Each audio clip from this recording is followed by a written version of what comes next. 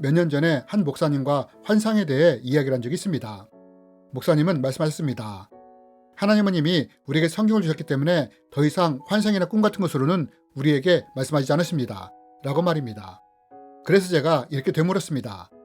그럼 목사님, 인도나 이란이나 사우디 같은 나라에는 성경이 있는지조차도 모르는 사람들이 많은데 만약 하나님이 성경으로만 말씀하신다면 하나님이 이런 사람들에게 말씀하시라면 어떻게 해야 되죠? 라고 말입니다. 여러분, 저는 5월 전에 한 선교사님이 보여주신 간증 영상을 보았습니다.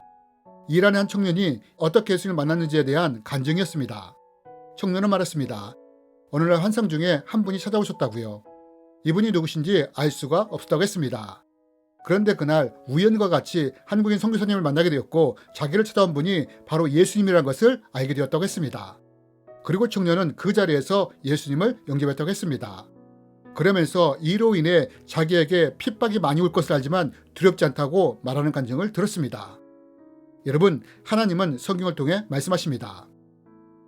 하나님이 말씀하시기를 말세에 내가 내 영을 모든 육체에게 부어주리니 너희 자녀들은 예언할 것이요 너희 젊은이들은 환상을 보고 너희 늙은이들은 꿈을 꾸리라. 그분은 사람이 곤히 잠들었을 때 밤중에 꿈이나 환상으로 말씀하시지요. 여러분, 어떤 분들은 하나님이 성경 외에 다른 방법으로는 말씀하지 않는다고 말을 합니다. 그런데 하나님은 바로 그 성경을 통해 분명하게 말씀하십니다. 그렇지 않다고요. 여러분, 우리의 신앙과 삶의 기준은 성경이 되어야 합니다. 뿐만 아니라 하나님의 음성과 메시지를 듣는 기준도 성경이 되어야 합니다.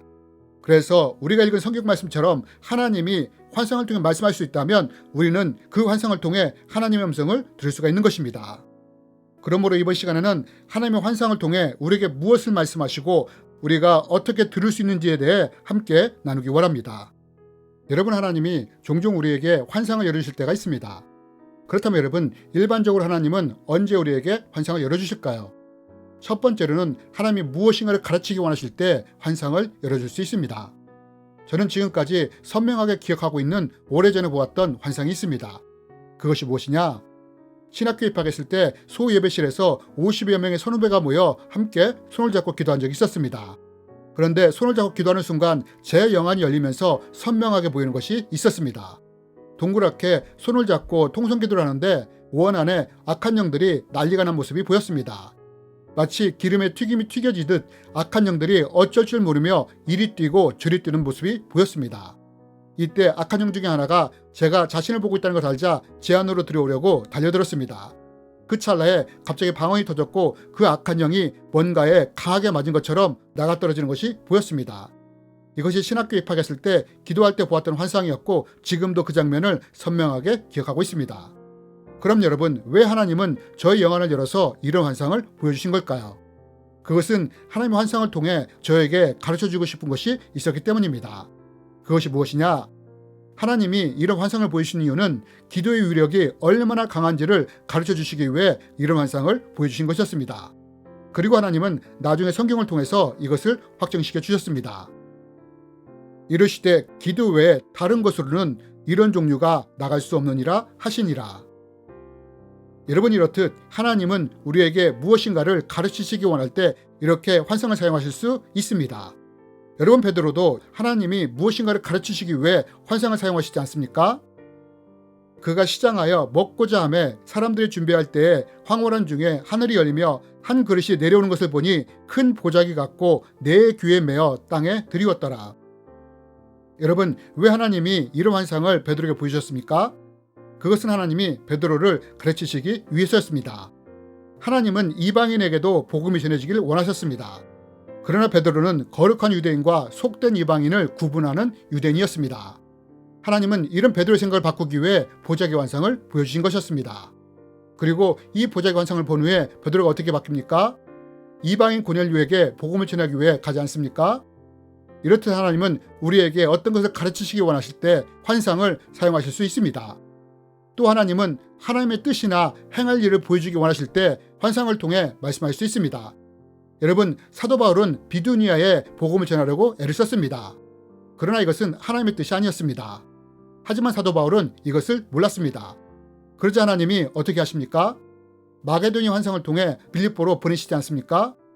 여러분이 이렇듯 하나님은 하나님의 뜻이나 행할 일을 보여주시기 위해 환상을 사용하실 수 있습니다. 또 하나님은 어떨 때 환상을 통해 우리에게 말씀할 수 있을까요? 그것은 하나님이 계시나 미래적인 것을 보여주기 원하실 때 환상을 통해 말씀할 수 있습니다. 여러분, 요한계시록이 바로 환상을 통해 받은 계시를 기록한 성경 아닙니까? 이뿐 아니라 하나님은 미래의 것을 보여주실 때도 환상을 사용하실 수 있습니다. 여러분, 우리는 이것을 사도행전 9장을 통해 찾아볼 수 있습니다. 여러분, 스데반이 돌에 맞아 순교하려는 순간 하나님이 환상을 통해 무엇을 보여주십니까? 스데반이 성령이 충만하여 하늘을 우러러 주목하여 하나님의 영광과 및 예수께서 하나님 우편에 서신 것을 보고 말하되 보라 하늘이 열리고 인자가 하나님 우편에 서신 것을 보노라 한대. 여러분, 하나님은 이렇게 환상을 통해 미래의 것을 보여줄 수 있습니다. 그럼 여러분, 왜 하나님은 스데반에게 이런 환상을 보여주신 걸까요? 곧 죽으면 천국에 가게 될 텐데 왜 굳이 죽기 직전에 환상을 통해 스데반에게 천국을 보여주신 걸까요? 여러분, 이 환상에는 스데반을 향한 하나님 아버지의 마음이 들어있습니다. 스데반은 돌에 맞아 순교를 당하게 됩니다. 여러분, 이 상황이 얼마나 두려웠을까요? 이때 하나님이 환상을 통해 천국을 보여주신 것입니다. 어떤 뜻으로요?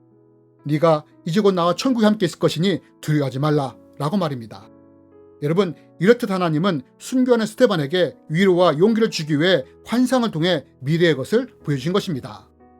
여러분, 하나님은 이렇게 환상을 통해 우리에게 말씀하실 수 있습니다.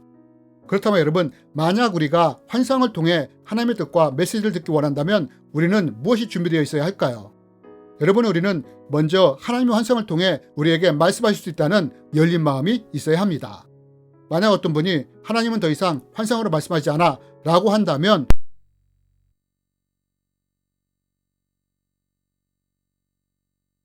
내 믿음대로 되는 원리이기 때문입니다.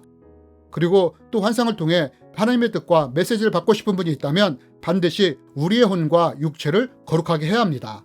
특히 마음을 깨끗하게 해야 합니다.